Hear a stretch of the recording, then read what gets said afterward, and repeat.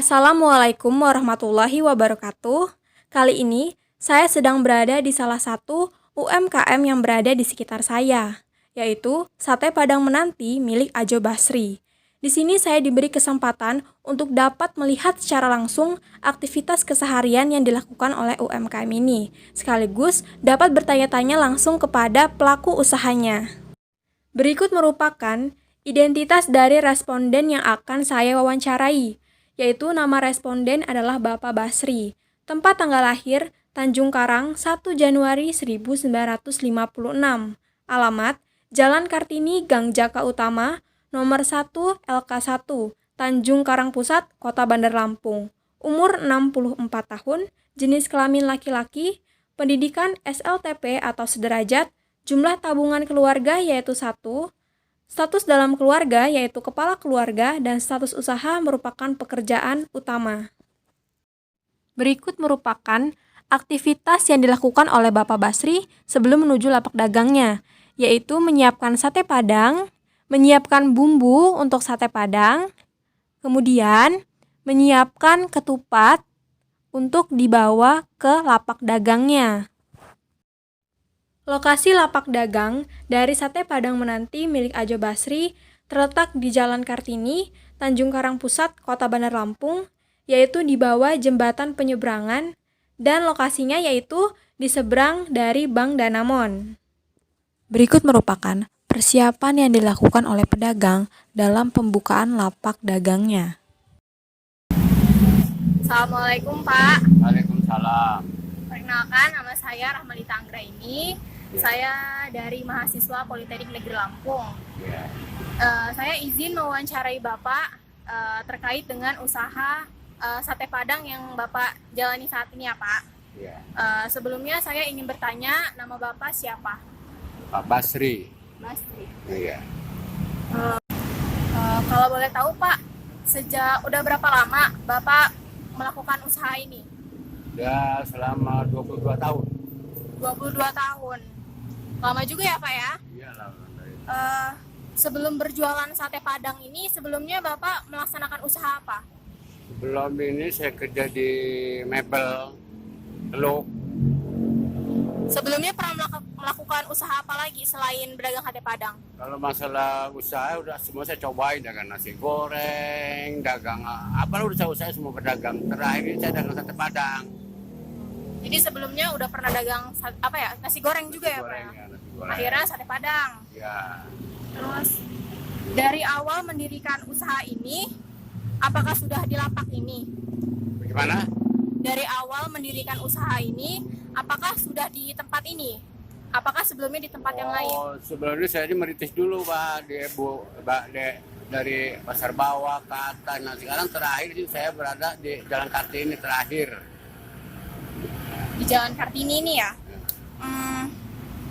Mengapa memutuskan buat stay di sini Pak? Itu nggak di tempat yang sebelumnya. Gimana? Mengapa akhirnya berdagangnya di tempat ini gitu? Karena saya dagang Jakarta ini karena saya udah lanjut usia, kedua kali dekat rumah juga, jadi nggak terlalu repot gitu. Karena dekat dengan rumah gitu ya. Bapak biasanya kan di sini mulainya sore hari ya Pak ya dagangnya. Ya. Biasanya mulai dari jam berapa? Mulai buka? Kalau buka saya mulai dari jam 5:30 itu udah buka. 5:30 ya? Ya. 5:30. Tadi saya sudah ke rumah Bapak, saya ngelihat ada plang, terus ada penjualan juga dilakukan melalui aplikasi online, melalui Grab atau GoFood nih Pak ya. Mengapa sekarang memutuskan untuk melakukan penjualan secara online juga? Karena sekarang semenjak ada corona ini kalau saya nggak masuk online tuh daya pembeli itu kurang di pasar, jadi kebanyakan orang tuh melalui online aja pakai Gojek gitu. Nah jadi ya itulah kata saya, kalau melakukan di pasar kayaknya agak sulit sekarang semenjak corona ini. Jadi sekarang mengandalkan penjualan secara online juga ya Pak ya? Iya. Untuk pendapatan sendiri itu lebih besar di offline, di lapak, atau secara online lewat aplikasi GrabFood atau GoFood? Kalau pendapat itu saya rasa ya kalau online itu pun nggak selalu ada sih, kadang-kadang ada, kadang-kadang banyak gitu. Jadi nggak bisa ditentuin. Di pasar juga kayak gitu sekarang. Pokoknya semenjak corona ini agak ini 50% usaha ini sekarang ini. Begitu agak sulit pencarian sekarang. Untuk di rumah juga bisa ya Pak menerima pemesanan lewat aplikasi selain di sini? Ya bisa, mulai jam 2 itu udah buka itu aplikasi itu. Jadi kalau pemesanan secara online jam 2 udah bisa pesan ya Pak ya? Bisa. Untuk modal sendiri Pak, Bapak awal berdirinya usaha ini sumber modalnya diperoleh dari mana? Ya tabungan dari sedikit-sedikit ada tabungan. Terus saya punya inisiatif dagang sate Padang. Kalau produksi seharinya ini sate ini berapa kilo buat dagingnya sendiri? Kalau semenjak corona ini paling 3 kilo. 3 kilo. Tadinya mah bisa 5 kilo, 6 kilo. Semenjak corona jadi jatuh 50%, 3 kilo. Jadi penurunannya lumayan juga ya Pak ya? 50% lah. Kalau untuk dagingnya sendiri sekarang per kilogram itu berapa harganya Pak? Kalau saya ini Pak, kalau sate Padang itu khusus daging lidah gitu. Itu per kilonya 80.000. 80 per kilogram. Itu udah yang paling mahal atau turun gitu? Ya itu yang paling mahal lidah itu. Kalau daging padat ya bisa nggak? Jadi kalau buat sate Padang ini biasanya lidah aja gitu ya Pak ya? Kalau untuk semua bahan-bahan kayak bumbu gitu Pak, terus kayak ketupat itu buat sendiri? Buat sendiri itu. Buat sendiri, ketupat segala buat sendiri. Cuman kita yang beli cuma daging doang kita. Untuk harga per porsinya berapa? Kalau per porsi kalau udah melalui langsung di ini di pasar ini cuma 20.000, tapi kalau GoFood itu 25.000. Kalau offline 20, kalau lewat GrabFood atau GoFood 25.000. Ya.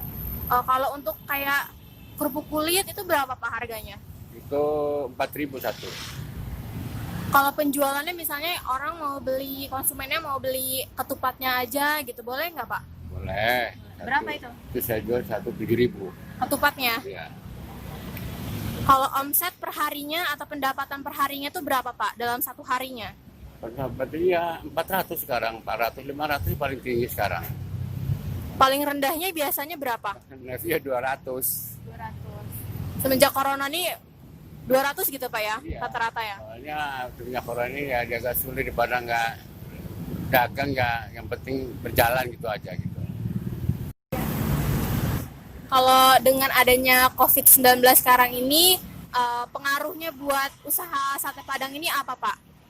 Ya pengaruhnya gitu, yang lengan-lengan bisnis keluarga makan di warung tuh udah nggak ada kayaknya. Ya dia paling-paling melalui online itu aja sekarang. Jadi datang langsung nggak ada jadi sekarang. Jadi ya otomatis ya 50% lah sekarang, bahkan kurang dari ini pendapatnya dari 40%. Jadi kalau misalnya karena situasi pandemi ini yang bisa diandalkan cuma penjualan dari online ya Pak ya? Iya, karena kalau saya nggak masuk online ya mungkin kemungkinan ya itulah nggak ketolong gitu belanja.